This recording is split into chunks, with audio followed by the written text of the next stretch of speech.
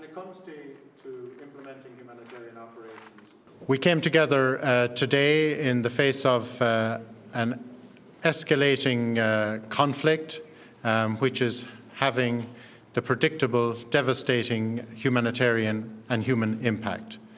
The physical impact of the conflict on hundreds of thousands of people in terms of their lives and livelihoods being destroyed, the psychological impact on those same people, and particularly on the children, cannot be overstated or overemphasized, and should be a tremendous motivation for those who are involved in the efforts to resolve the conflict.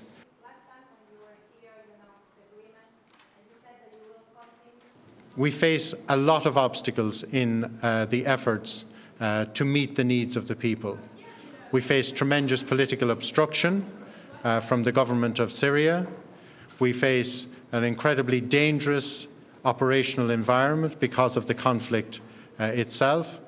And we face capacity issues among the organizations who are trying to scale up physically from no humanitarian or very little humanitarian operations to a massive humanitarian operation.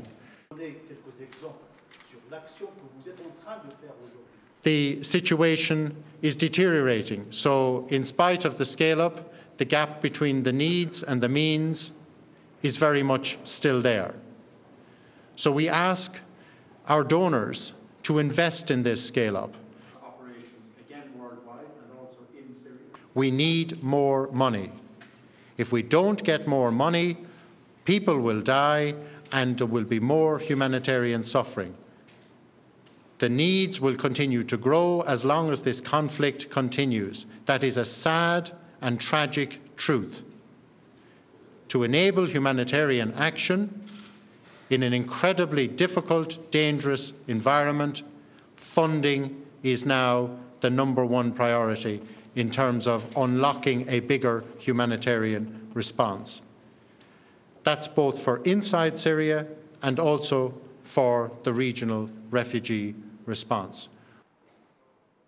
The real tragedy here, I think the agreement was difficult to negotiate, difficult to secure, but now the focus is on implementing it, and we have a positive engagement with the Syrian government on its implementation, which is translating into more humanitarian action on the ground.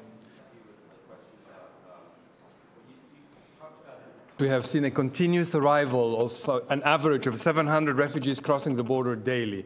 There are days where we have seen 1,000 or more, and this is a combined number for the 4 neighboring countries, Turkey, Jordan, Lebanon, and Iraq. We see mainly a lot of families coming. 75% are women and children. Actually, half of those crossing are children, and many of them, most of them arrive in destitute situation, arriving but with the clothes that they're wearing. So they're really in urgent need when they arrive to be assisted and helped when they cross the border.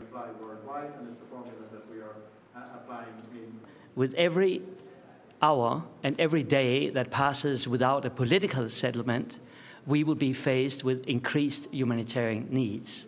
So we are actually, as I said the last time, running behind a train, and not only is that train of humanitarian suffering moving, but it's accelerating. Of the environment. On the first question,